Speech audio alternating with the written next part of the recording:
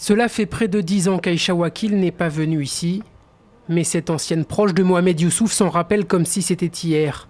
Sur ce champ du quartier de Markaz, jusqu'en juillet 2009 se trouvait une mosquée. C'est là que les adeptes de Boko Haram venaient écouter les prêches du fondateur de la secte. Youssouf et son groupe de jeunes gens étaient tout autour de la mosquée. Ils vendaient des choses en lien avec l'islam. Le soir, il y avait une foule partout, tout autour d'ici. Ils s'asseyaient le long des rails derrière. C'est le moment que Youssouf choisissait pour sortir, prêcher, échanger avec les uns et les autres. Les gens écoutaient Youssouf car c'était un prêcheur charismatique.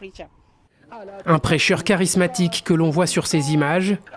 Actif dès les années 1990, c'est dans la décennie suivante que Mohamed Youssouf prend le virage d'un islam plus radical.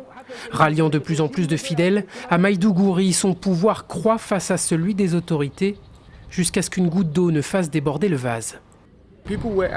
Les gens ont été invités à mettre leur casque avant de prendre leur moto.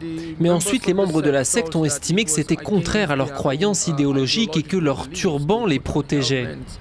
Cela a alimenté le conflit déjà en cours entre les membres de la secte et le gouvernement du Borno. Et devant leur refus de porter le casque, les forces de police nigériennes ont tiré sur certains des membres de Boko Haram. À cette époque, Baba Boukar était cheminot.